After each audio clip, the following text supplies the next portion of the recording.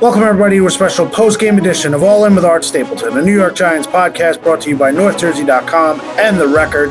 I'm your host, Art Stapleton, and the future is now, which is what Abdul Carter said after the game. And the New York Giants have their first win, did something, Jackson Dart, that is, was able to do something that no rookie quarterback has been able to do since 1979. Another blonde-haired quarterback named Phil Simms that was lead a winless team into a game against a previously unbeaten team and pull off the victory. It was the Buccaneers back in 79, and today, Jackson Dart and the New York Giants. 21, Justin Herbert and the Los Angeles Chargers, 18. Giants are now 1-3. The Chargers are now 3-1. A lot to get to today here at MetLife. It was a pretty wild game in terms of what has gone on for the New York Giants this week. You had the quarterback change. You had a lot of people talking about how if the Giants lost today, what would happen this week. You had some media outlets who talked about the possibility that Brian Daboll would be fired tomorrow if the Giants lost in ugly fashion today to the Chargers. There were talks about a locker room that was divided, that didn't want Jackson Dart to be the quarterback, that some players wanted Jameis Winston to be the quarterback, that some players were surprised that Russell Wilson wasn't still the quarterback for the Giants. All of that stuff. And this week, the New York Giants put it to bed. For at least 1 week, the Giants are 1-0. And that, to me, says a lot about this rookie quarterback. It says a lot the way this team came together. Now, let's not rewrite history here. The Giants came out here against a team that mowed through the first 3 weeks of the AFC West, beat the Kansas City Chiefs in Brazil, beat the Raiders, beat the Broncos last week. Justin Herbert was being talked about as an MVP candidate. Jim Harbaugh, greatest coach ever. Everything is great. Harbaugh's taken over the AFC West. This is the team. It was going to be either this team or the Bills in the Super Bowl for the AFC. Yes, the Chargers lost their starting left tackle, Joe Alt. It's a big loss. Giants fans don't need to be reminded how big of a loss Malik Nabers was at the end of the first half for their side. And we'll get to that in a second. You know what? Why don't we get to that right off the top? We'll talk the bad news first for the Giants, and we'll talk a lot about what happened afterwards. So Malik Nabers, from my reporting during the game and then afterwards, the fear from the Giants' perspective is that Malik Nabers tore the ACL in his right knee. They won't know for sure until tomorrow when they send him for an MRI, further testing. Obviously, the odds are very slim that when they feel as though the player tears his ACL on site at a game, it's very rare that you go the other way when you send him for an MRI. So obviously, it's a major, major loss for the Giants. It's their best offensive player. And when you talk about what their offense was supposed to be, the element of Malik Nabers being that number one option takes that offensive production to another level. So just for the simple fact that Malik Nabers getting injured today, and I know Giants fans to a man, to a woman, everyone in the press box expected the Chargers to just steamroll them from that point. Expected the Giants to put their heads down and just say, woe was us, and here we go again, and now we're on our way to 0-4. What are we going to do? Can't win without Malik Nabers. It's not going to happen. And Jackson Dart refused to let them do that. This defensive front that a lot of you have maligned for the first 3 weeks, not coming up in big spots in Dallas down the stretch, they came up big today against a good team. And again, we know Joe Alt wasn't at left tackle, so they had a backup at left tackle. Well, the Giants had a backup at left tackle for the first 2+ weeks when Andrew Thomas wasn't out there. So no one seemed to feel any bad for them. And at this point, the Giants lost Nabers in the second quarter here today. So this wasn't a situation where the Giants could actually adjust on the fly. You had a game plan built around having number one out there, and now you had to adjust. And I think they did a pretty damn good job of adjusting. Look, this sucks for Malik Nabers, sucks for the Giants. You've got a 22-year-old wide receiver who was just coming into his own, is a top 5 player at his position in the NFL. You can make the argument that at the end of this year, Nabers would have been number one. I mean, he was right there on the heels right now of Jamar Chase and Justin Jefferson. And now it looks like it will be all about 2026 for Malik Nabers. And that's a tough blow. You know, I think back to 2017 when the Giants played the Chargers here. It's the last time the Chargers were here against the Giants. And the Giants lost their 3 starting wide receivers that game. And it was late in the game, and Odell Beckham Jr. took a hit and cracked his ankle. And a lot of people can make the argument that Odell was never the same player after that. Now, granted, when he came back to the Rams, a little bit with the Browns, but that run with the Rams in the playoffs, that first half of the Super Bowl before he tore his ACL, Odell was on his way to being the MVP of that Super Bowl. So he did come back in spurts. So it's going to be a rough road for Malik Nabers. It's unfortunate. And I think to this point, you know, you've got to assess where he's at by the end of this season and then going into next year. But now it's done. Where do you go from here? What do you do? Where are the Giants receivers? What will they have? You know, it's funny. There was that idea that, you know, the Giants really wanted to sign Gabe Davis, but Gabe Davis, you know, didn't really see an opportunity here. Well, now all of a sudden, that's potentially a big opportunity for Gabe Davis. Now, I'm not sure. I don't remember, and I'm going to look up for you as I look on my phone. You know, Gabe Davis, as far as I know, was on the practice squad of the Bills. Now, I assume he's still on the practice squad, but if he's not, then they can't do anything about it. But if he's on the practice squad, it's entirely possible that the Giants make a run at him and say, hey, Gabe, we want to sign you. Now, I think he might actually be on the practice squad IR. I'm looking right now to see, because I'm kind of talking around this just because I need to find out what the deal is and if he's on the roster or not. But you know, it is really what it is as far as this injury goes, and it's rough to think that the Giants had this all set up, and then you go into the game and you realize, boy, this is not what they had hoped with Malik Nabers getting hurt. So let's see, Gabe Davis, where is he? Because I know some of you will want to know about Gabe Davis and where they're at with that. Gabe Davis is on the injury report of the practice squad. So I'm not sure exactly what happened there. You know, look, I think this Giants offense now will have to move on, and, you know, maybe there's more snaps for Jalen Hyatt. You know, everyone wanted to know, why is Jalen Hyatt on the team? He should have been cut. He's not even playing.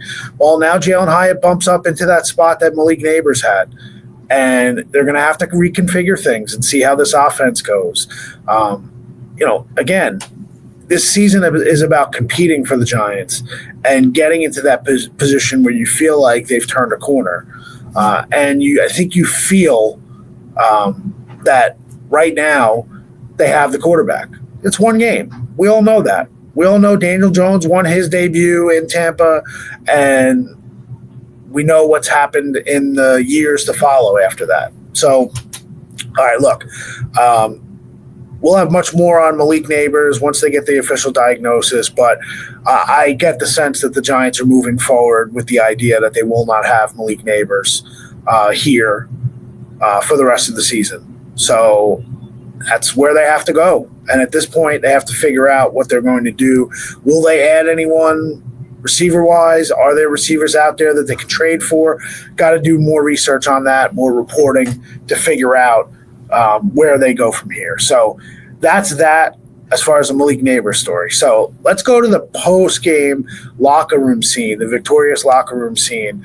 And I wrote a column and I updated it on NorthJersey.com about the relationship between Jackson Dart and Abdul Carter earlier this week. And I mentioned it on our preview podcast when we talked about Jackson and Abdul and the Star Wars references and their love for Anakin and Vader, and how the Execute Order 66 thing came about with 5 + 1 for Abdul is 6 and 6 for Jackson. I talked to Jackson as he walked away from the podium post-game today. He said Abdul did text him a GIF about Order 66. So that was yesterday. So they've talked a lot about it. And Abdul, in this summer, gave Jackson advice and said, be ready for the moment. Don't wait for the moment. Because Abdul knew he was playing, but Jackson Dart didn't know when he was going to play and when he was going to finally start. And now that it happened, it was kind of a fun moment after the game because I said to Abdul in front of his locker, I had heard Abdul say this to several others, and people had kept calling Abdul and Jackson the future. And Abdul took issue with that. He wasn't happy with that. And he said, no. He said, we're not the future, we're the present. So I asked him again today, and I made sure to get his response. And he said the future is now. And I thought that was great from Abdul Carter, who had his best game. And maybe it's not a coincidence that Abdul had his best game for the Giants on the same day that Jackson had his first start and did what he did. Let's give props to the defensive line for all the people talking about the Giants and where are all these guys and they're not doing anything. Shout out Dexter Lawrence. He's going to be hearing a lot about those 2 yards that he didn't get on that interception. But that was a heck of a back-to-back sequence for Dexter. He chased Herbert on the one play, and then he ended up tipping up the interception, his first career interception. Giants got Herbert twice today at picks. Shout out to Drew Phillips, who last week, after basically being called a liability and being benched for Cordell Flott, Phillips had a great game in coverage against a team that feasts inside on the slot with Keenan Allen and Ladd McConkey. Now, Ladd McConkey had a rough game, 3 drops by my count. So the Giants, maybe their coverage had a little bit to do with it. There was a lot of talk about the Chargers coming in and how an early kickoff for them coming from the West Coast. They came here Friday night, that it hasn't bothered them. I think they won 4 of 5 games last year under Harbaugh with that scenario where kickoff is essentially a 10 o'clock in the morning kickoff for them, being from LA, and that it hadn't bothered Harbaugh teams. Well, they certainly looked bothered early. The Giants driving down, getting a touchdown, Jackson Dart, 15-yard touchdown run, and then later Jackson Dart gets his first career touchdown pass. Very interesting play. The fake pitch to Scadaboo, and then the shovel pass to Theo Johnson, and Theo Johnson spinning like a top over the goal line for the touchdown. So I mentioned Abdul Carter. And the reason for our header on our promo image for the podcast, the chosen one, and I mentioned to you the idea of with Abdul Carter and Jackson Dart both loving Anakin and Vader. And if you're not a Star Wars fan, I apologize. If you are, I am, as you know. So there's a lot of symmetry there for Jackson Dart and Abdul Carter. Essentially, Anakin is before Vader, so it's Dart, and then so it's the same character but 2 different characters in Star Wars lore. So with the idea that Anakin Skywalker was the chosen one, in Star Wars. So after the game, in the post-game locker room, Abdul Carter finishes up his post-game interview, and Jackson Dart was heading to the shower before he went to the podium and did his post-game interview, and Abdul Carter is yelling across the victorious locker room, the chosen one, to Jackson Dart. And he is the chosen one of Brian Daboll, of the New York Giants franchise. All this talk and BS about how Joe Shane didn't want Jackson Dart. Why did Brian Daboll say it was my decision? I told you why Brian Daboll said it was his decision. He didn't want anybody thinking that this was a decision made by ownership, that they wanted to sell tickets, or they didn't want fans to boo. He didn't want anyone thinking that it was a front office decision solely, that they were forcing a quarterback onto Daboll if this team wasn't ready. Daboll wanted to make sure that after all of this, after all of the feedback, after talking to ownership, Joe Shane and Brian Daboll meeting, that ultimately to sell it to this locker room, this was a coaching decision that was made because they believe Jackson Dart gave them the best chance to win. And you know what? 4 quarters after 3 hours today, Daboll's right. Now, it's up to Dart and Daboll to prove this is not just one game in a series of really bad performances. So now they go to New Orleans next week and they take their shot and try to put back-to-back wins on the board. For the first time since, I believe it's 2022.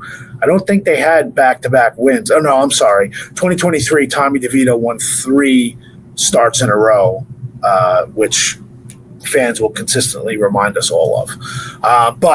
So let's talk Jackson Dart. 13 of 20 passing, 111 yards, that 3-yard touchdown to Theo Johnson, 54 yards rushing, the first touchdown of the game, his rushing touchdown that I mentioned. I think what you saw is a couple of the guys mentioned aura and swagger. The toughness really showed today. He tweaked his left hamstring. I couldn't tell if it was tweaked I couldn't tell if it was tweaked because he was cramping, or he just tweaked it on the end of a run in the second quarter. But he was definitely gutting through some stuff. Brian Daboll said that he gave no indication that they were going to take him off the field. So Jackson would not have come off the field. End of the first half, he was really limping. Like, you could see he was favoring it. So I'm guessing he got into the locker room. They wrapped it. They did whatever massage. They did whatever they could. Second half definitely was better, was not limping around. When he came into the post-game locker room, he was not favoring his left hamstring. We'll have to see what goes on this week in practice and see how they handle the situation. But couple things about Jackson that I thought was very, very impressive that really translated from the preseason, translated from practice. His pocket awareness, again, yes, he scrambled some today, but there were a couple plays where he scrambled and he actually had spots where he could take off, but he kept his eyes downfield and made completions. One of the plays was when he kind of called back Darius Slayton on a comeback, ended up hitting Slayton. I think it was for 17 yards. That is kind of instinctive, that quarterbacks, you got to be willing to do that. And he knew the offense well enough where he knew where those pressure points were. He knew guys that he could find, and he worked the field. You could see him going through his progressions. Now, the biggest play of the game for Jackson Dart was 3rd and 5 at the Giants' own 31, 2:38 left. Chargers had 1 timeout. Giants were bleeding the clock, but they weren't really moving the ball. So what would they do? So without hesitation, Brian Daboll said he called the pass play. Now, the pass play that they called, there are a lot of layers to it. And it brings me back. Everybody was tweeting me yesterday and the day before. Why was I writing about Jackson Dart making late night phone calls to players and, when he's watching film? I had a good 15-minute conversation with Jackson Dart at his locker on Friday. Now, it was more for background than anything else, just talking to him, getting to know him. We talked about family, talked about his brother Diesel, who was not coming to the game today because he had a big game, felt like he should be back home in Utah for his team. He's, I think, a junior in high school. He's one of the leaders on the team. So Jackson and I were kind of going back and forth, and I asked Jackson why would he call players, and he said, look, when I'm looking through film, he said, I'm the kind of guy that if I see something, I want to talk to the guy right away. He'll make some voice notes for himself. That was a Peyton Manning thing. But also, he's done FaceTimes. I've seen him FaceTiming in the locker room with Shea Tierney, the quarterback's coach, pass game coordinator, a couple weeks ago. Yesterday, after watching on tape, this play that was called on 3rd and 5, Dable says he's had it in the playbook for 10 years. Jackson Dart saw something the way the Chargers played a similar play. And he actually went to Theo Johnson and said, look, what do you think about if I see it a certain way, if we see a zone, just stop in the zone, sit down, and I'll find you. And this morning, Dable said Jackson Dart came to him and said, hey, about this play, we like it a lot, but I think this would work if we, instead of having Theo carry the route all the way through, have him sit down in the zone and we can hit it. And Dable said, do what you got to do. It was essentially a thing that Jackson picked up off of his film study. And lo and behold, the play comes about. Jackson Dart hits Theo Johnson for 10 yards, forces the Chargers to call their last timeout, and then it allows the Giants to bleed the clock all the way down to 18 seconds. Chargers have no timeouts. Herbert gets the ball back after a very good punt from Jamie Gillen, who had a great day today. And he's been criticized. I've criticized him for just being a boomer, for just being the Scottish Hammer and not being able to place it. He had one punt that was inside the 10 today. He had a good game, Jamie Gillen. So hats off to him for really making special teams a big part of this win. But when you talk about the play from Dart to Johnson, there are some players who are not going to get that trust from their coaches. And the fact that Brian Dable and Mike Kafka gave Jackson Dart that trust to know that he would make the play. And if you watch him, he's going through his progressions, but he knew Theo was going to be there. And then he goes to Theo, and Theo sat down, and he caught it, 10 yards, first down, and that was essentially the game. Last two plays, obviously, Giants sitting on the sideline from an offensive perspective with, an apple in their throats, worrying, would something happen? 25 seconds in Dallas. Now they had 18 seconds. The biggest difference right here, Chargers needed a field goal, but they had no timeouts. So all the Giants had to do was stop them in bounds. First play was an incomplete. Second play, Herbert to Quentin Johnston. And then Cordell Flott does a great job of tackling him in bounds. Clock runs out. Giants win 21-18. 1-3, going to New Orleans. Believe the Saints lost today to the Bills. I think I would have heard about it had they not.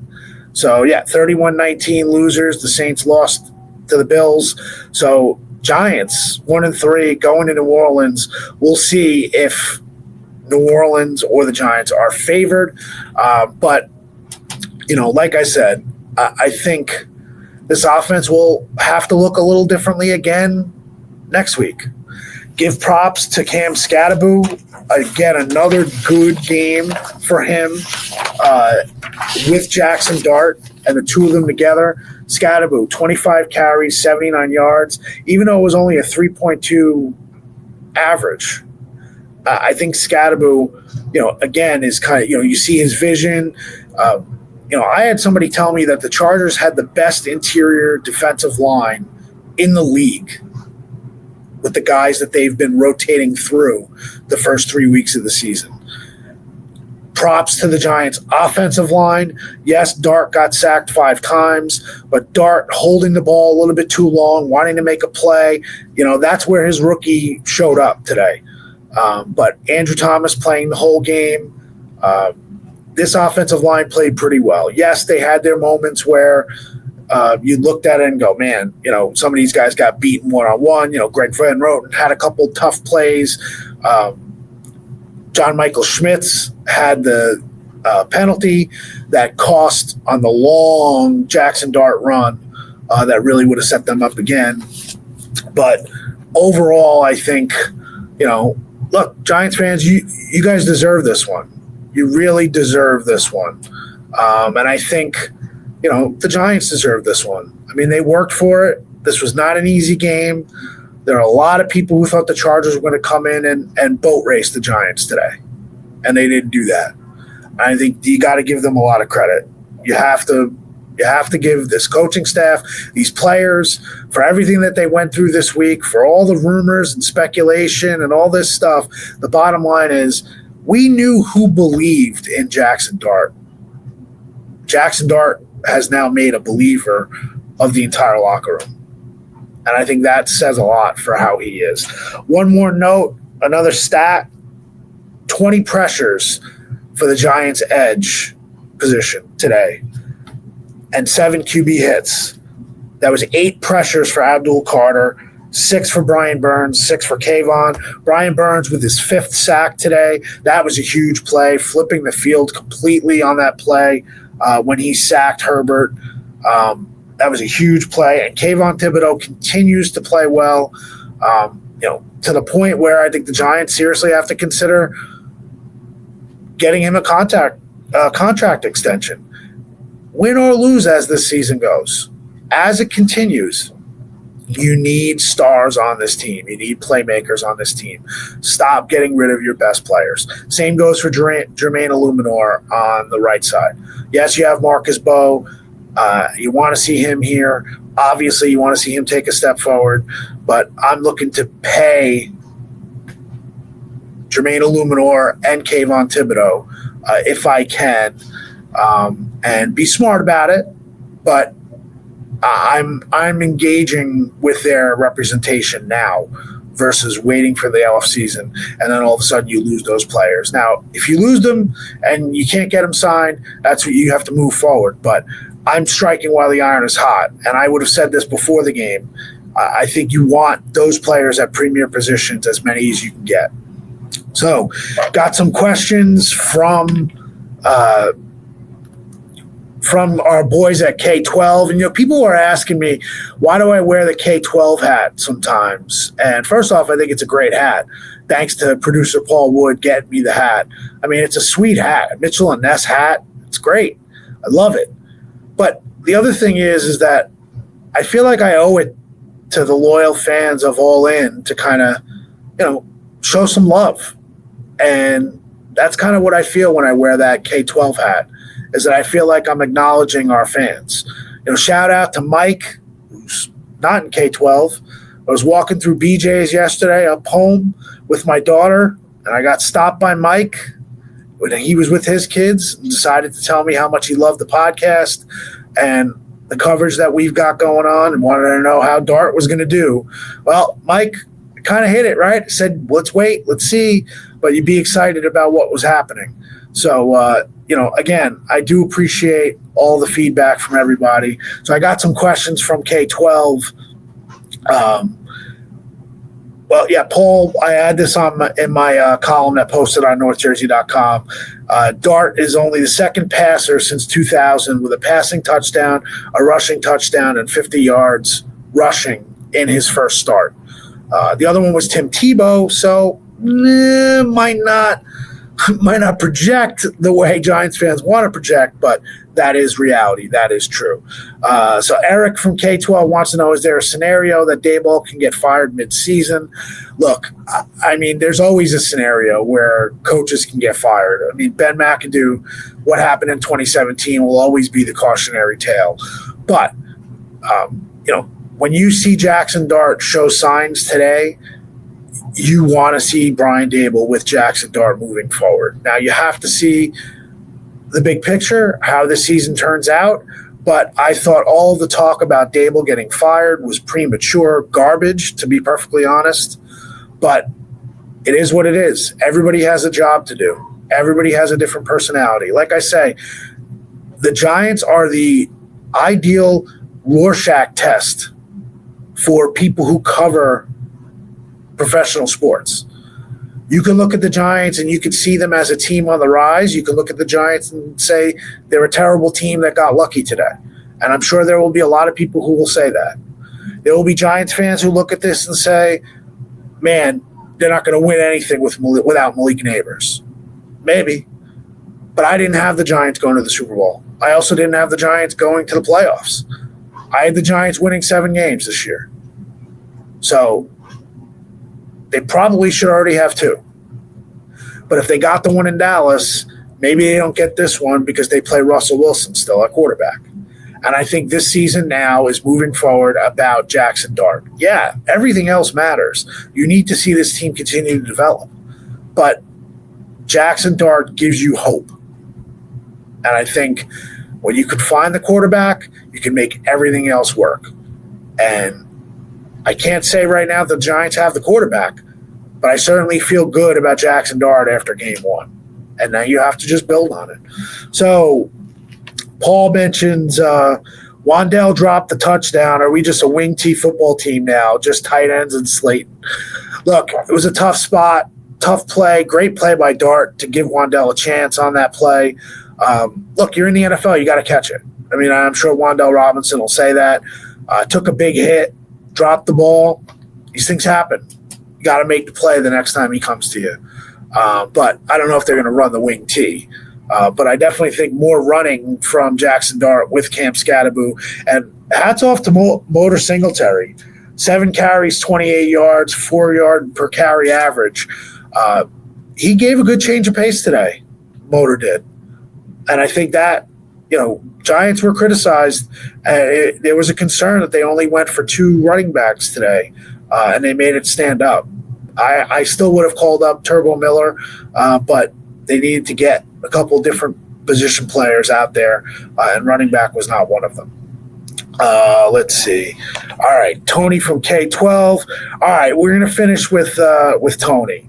All right, let's see. We got Tony from K12 and Andrew K also want to know about the wide receiver stuff now. What will the Giants do from wide receiver? Look, I don't think that there's this wide receiver that's out there that all of a sudden Giants are going to make a big trade for or a big play for. Now, if they were sitting at right now at 2-2 instead of 1-3, maybe you think about it. Then you win next week. Now you want to bring in another receiver. Maybe that were to happen. But I have to look around the league. I think the Giants have to, maybe make some calls and see what's out there. This one is interesting, and I didn't think about it, but you know what? It might be worth a phone call. Tony brings up the Odell question. Odell was here last Sunday night watching the Chiefs and Giants because he was in North Jersey for a Fanatics event. Is Odell an option? Tony, that is a great question. And I can't tell you he is or he isn't, but I tell you one thing, I'd have him in here for a workout. I definitely would. I would work him out and see what's what. Now, does his personality mesh with Jackson Dart? It would be interesting. They're kind of 2 peas in a pod. Does Odell have one last run in him here with the Giants? It's a great point, Tony. So hats off to you. I didn't even think of Odell, but he's a free agent. He's somebody you can get likely on the cheap. And I'm sure he would love to take one more run here. So wouldn't that be ironic to have Odell come back if Malik has to hit the shelf for the remainder of the season? All right, we're going to wrap the show there. Appreciate you guys always. Paul Wood, thank you for always being a great producer and contributing to the show. I know you keep saying it's my show, but it's our show. We've built All In to the point where now we're in year 5. It's finally nice to get a little bit of a win to talk about things. And now we have Jackson Dart to talk about, Abdul Carter. And as Abdul said, the future is now. So we'll see where the Giants take it. They could end up 1-16. I don't think they will. But I'll be on the road to New Orleans next weekend to follow them up and see how Jackson Dart could answer his critics 1 week after leading the Giants into the end zone twice and actually winning the game. So for Paul Wood, I'm Art Stapleton. We appreciate you being all in. I'm out of here from MetLife Stadium. Final score, Giants 21. I keep wanting to say San Diego. Don't you want to say San Diego Chargers? The LA Chargers 18. 1-3 on the road to winless New Orleans next weekend. We'll see if the Giants are up to the task and they can make it 2 wins in a row of the Jackson Dart era. All in. I'm out. Have a great night. We'll catch you this week. And that little happy birthday salute to Paul's wife, Tracy. Guess you were the good luck charm today. It was Jackson Dart and T helping the Giants get the W. I'm out of here. See you guys later this week for a preview of the Saints game.